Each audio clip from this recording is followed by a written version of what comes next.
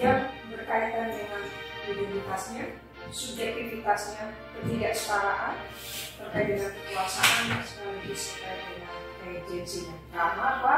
Karena persoalan identitas itu bukan persoalan yang terkait dengan hak asasi manusia. Tapi kalau zaman dulu, ya, tahun 80-an, 90-an, kita tidak ada teori. Nggak ada, karena kita pluralisme. Agak mudah atau lumrah ketika perbedaan budaya atau kultur ras itu bisa disatukan atau terjadi seperti yang di Kanada tadi, yang muslim yang mendapat pengakuan kita. Tapi ketika LGBT ini kan apakah bisa kita kategorikan sebagai kultur juga?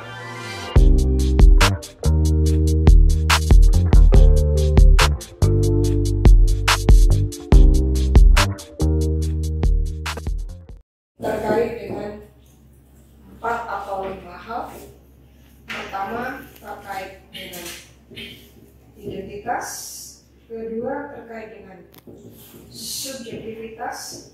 Ketiga, terkait dengan ketidaksetaraan. 4, terkait dengan kekuasaan. Terakhir, isu ketidaksetaraan, isu kekuasaan dan agensi.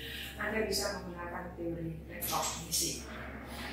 Yang menjadi pelopor dari teori rekognisi, filsafatnya, ya, filsafat sosialnya adalah Rousseau, kemudian Hegel.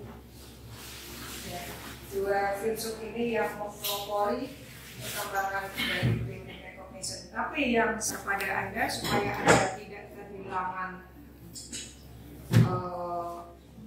keterkaitannya atau konsistensinya, saya akan menyampaikan sedikit dialog antara peneliti yang benar-benar ingin mengetahui mengapa orang yang namanya Charles Taylor, yang saya singkat CT, bukan Khairul Tanjung, yaitu Charles Taylor, dia berdialog dengan seorang peneliti untuk mempertanyakan konsep tentang asal muasal multikulturalisme yang ada di Quebec dan itu di Kanada.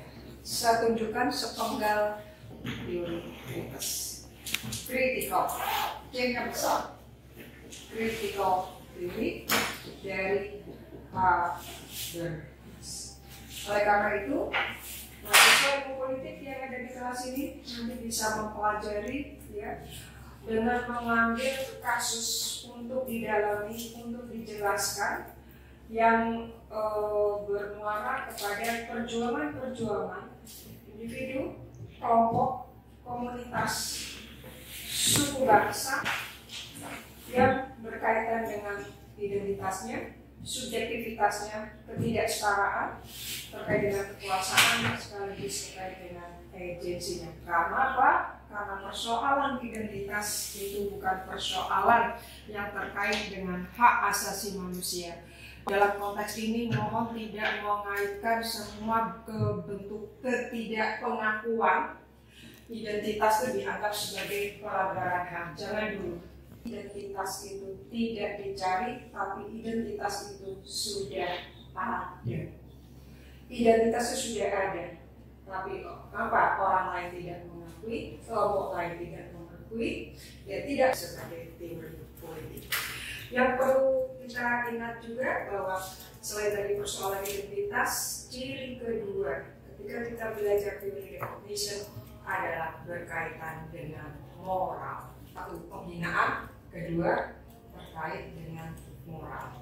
Anda nanti bisa bongkar kembali melihat bagaimana filsafat yang dibangun oleh J.J. Rousseau ketika dia membaca situasi di Prancis di mana hierarki struktur itu ada 3, di raja, bangsawan, dan rakyat jelata. Oleh karena itu saya sudah mengulang-ulang dalam kelas ini bahwa kita jangan sensi dengan sebutan rakyat jelata. Buku yang paling top dari Excel Connect. Sementara teoritisi rekognisi yang lain selain Exxelonet adalah Nancy Fraser dan terakhir adalah Charles Taylor. Oke ya, jadi sambungan gambaran globalnya seperti itu. Saya sekarang tunjukkan langsung konfirmasi dengan Charles Taylor. Kesimpulan dia dari risetnya ini menjadi proposisi yang perlu kita pahami ya, supaya kita nggak salah kutip dan kita tidak salah tafsir ketika membaca teks dari Charles Taylor yang berjudul tentang Politics of Recognition, supaya nggak salah pilih. Ya, yang covernya punya tulisannya hijau, kotak-kotak-kotaknya. Saya mencari hal yang seperti ini karena naskah textbook yang ditulis Charles Taylor itu hasil kutipan. Ternyata, ya jadi Bapak Ibu, Anda semua, kalau ingin tahu bagaimana teori itu muncul, maka Anda proksinya, Anda paling nggak harus cari dialog-dialog tentang seperti ini. Tidak ingin menyebut dirinya sebagai. Kalau kita ini untuk refleksi kita saking takutnya tidak diakui identitas, otomatis kita menerima resiko dari eksklusivitas.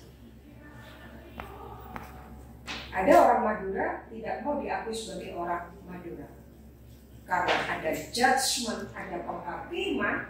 Bahasa dalam rekognisi itu namanya penghinaan, udah titik. Jadi penghinaan itu penghinaan, nggak bisa diulang-ulang, nggak bisa digantikan dengan kosakata apapun. Penghinaan. Ya, kemarin ada sedikit testimoni dari mahasiswa di fakultas ini yang karena beretnis. Dan keempat adalah sara. Ya. Maka itu dalam zaman Orde Baru tahun 66 sampai 98 kita dilarang bicara yang memuat unsur sara karena itu adalah sebagai identitas. Jelas ya? Tapi kalau zaman dulu ya tahun 80 90-an kita tidak ada teori ini. Nggak ada kita karena kita pluralisme. Bhinneka Tunggal Ika, Pancasila. Nggak boleh textbook ini, nggak ada. Saya belajar nggak ada textbook ini. Nggak ada textbook rekognisi, nggak ada textbook postkolonial, tidak ada textbook postmodernisme, nggak ada itu. Posmo dan lain-lain itu baru muncul, literatur itu muncul tahun 2004-2005. Baru ada di kampus. Padahal buku-buku itu ditulis tahun 1900, nggak nyampe di kampus. Jadi kita tidak boleh berpikir kritis. Kita tidak boleh mengotak-atik hal yang bersifat salah. Jadi semua identitas itu dianggap universal. Cukup diklaim sebagai plural. Yang nulis buku ini umumnya adalah orang-orang yang menganut mazhab struktural fungsional. Struktural fungsional itu pusatnya di United. Selesai. Semua. Kalau Anda dijajah, tidak jangan lawan gitu loh. Jangan ngomong di belakang, jangan berwacana. Saya dijajah, upah saya nggak dibayar. Jangan berwacana seperti itu. Wacana Anda kalah kuat dengan wacana atau narasi yang dibangun oleh pemerintah dan penguasa, apalagi dengan kekuatan kapitalis. Ya, non positivistik, tapi ini menjadi daya tarik bagi masa Frankfurt dengan metodenya yang disebut emansipasi, membebaskan orang-orang yang dalam kondisi ditindas secara ekonomi untuk bangkit melawan. Problem yang dihadapi oleh masa kritis itu tidak terjadi sampai hari ini. Siapapun orangnya, mulai dari Horkheimer, Adorno, Habermas, tidak punya banyak dampak perubahan terhadap penindasan. Penindasan akan terus berlanjut menjadi proses yang kontinu ya dalam era 19, 20 dan 21. Jadi jangan Anda bermimpi jadi sosialisme atau memperjuangkan sosialisme. Bagaimana teori pengakuan recognition itu memandang atau melihat kaum gay LGBT. Karena kan kalau kita melihat di sini ada multikulturalisme, saya sepertinya agak mudah atau lumrah ketika perbedaan budaya atau kultur ras itu bisa disatukan atau terjadi seperti yang di Kanada tadi kan, ketika Muslim itu mendapat pengakuannya. Nah, tapi ketika LGBT ini kan apakah bisa kita kategorikan sebagai kultur juga mereka ini? Kalau kita melihat pendekatan ini saya melihat ini perdebatan antara ateis dan Muslim, Lawrence Strauss dan Toxis itu, bahwa ternyata secara ilmiah LGBT itu memang suatu realitas yang ilmiah begitu. Dia membandingkan dengan data kuantitatifnya bahwa ya hewan itu beberapa persen juga mengalami hal layaknya seperti manusia begitu. Nah, jadi singkatnya seperti itu dari bagaimana apakah mungkin kita mengakui kelompok LGBT seperti yang digunakan oleh teori, diperjuangkan oleh teori Indonesia tadi.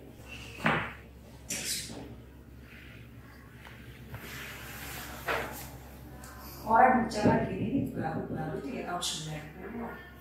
Dulu orang ngomongnya ilmu seksual apa? Seksiologi apa sih? Sosiologi. Ya, ini tentang belajar tentang seks. Nanti ini kalau ada pengen belajar yang begini, nanti ya pas fokusnya tidak saya jawab sementara dulu. Fokusnya ketika kita mengikuti pemikiran dari Michel Foucault ketika dia melakukan pembongkaran konsep power / knowledge. Ya, oke, tapi ini sekedar jawaban sementara. LGBT adalah orientasi seksual. Orientasi seksual yang didogmakan orientasi seksual itu adalah heteroseksual. Hetero, non homoseksual. Kalau homo itu jadi ini sama yang bisek itu ya ini plus hetero. Biseks dia menikah, yang kita tidak bisa membedakan apakah LGBT benar-benar orientasi seksual ataukah lifestyle. Karena dalam buku yang ditulis oleh si Ben Anderson dan teman-temannya, dia orang-orang yang menulis buku LGBT itu banyak dari perspektif keilmuan. Mereka tidak, ini karena mereka dari ilmu kedokteran, klinik ya sorry dari ilmu klinik, jadi kedokteran itu dia bilang ini kromosomnya beda karena dulu deklarasi United Nations itu 1948 kan, sudah kan peristiwa begini ini kan ada di sepanjang masa, ya kan? Jadi saya kalau udah HAM itu sudah selesai gitu, nggak bisa berkembang, nggak bisa berargumentasi kita. Ini yang mengkonstruksi juga human rights itu yang mengkonstruksi juga United Nations, perserikatan dari bangsa-bangsa. Apa sih kekuatannya? Nggak ada kekuatan sebenarnya, tapi dia dari gerombolan kekuatan kapitalis ini, akhirnya dia maksa-maksa. Terus mereka apa? Sudah tahu LGBT, apa ya begini ya. Tapi kenapa ada UNAIDS, terus ada UN yang melindungi hak lesbian, gay, bisex, ya. Kan mereka muncul ya HIV/AIDS, termasuk HIV/AIDS. Michel Foucault kalau juga meninggal karena dia, tapi dia ketika ini dia masih terus mengkonsep tentang buku-bukunya itu ya, Power / Knowledge.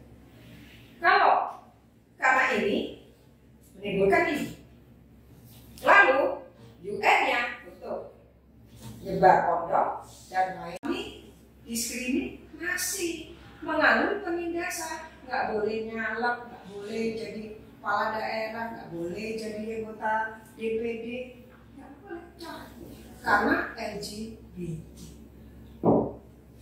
Kalau zaman Orde Baru dulu lebih serem, ada ekstapol itu juga nggak boleh.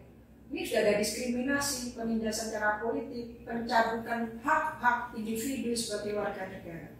Itu juga identitas. Orang identitasnya di KTP ada X tapol, itu nggak bisa jadi ASN, PNS, pejabat publik, dan lain-lain. Maka reformasi tahun 98 22 Mei itu meruntuhkan semua yang berbasis diskriminasi dan penindasan. Tapi muncul baru setelah reformasi ini, muncul di masyarakat secara terbuka, terang-terangan, nggak yang laki, nggak yang perempuan, ya, menampilkan identitas dirinya, ingin mendapatkan pengakuan. Banyak yang mengkaji, mulai dari orang kedokteran, orang psikologi, dan lain-lain, banyak yang mengkaji dan juga membangun klinik. Ayo dikembalikan orang-orang yang lesbok, ayo dikembalikan. Jadi LGBTI queer itu sekarang menjadi bagian kajian politik identitas. Siapa yang ngomong?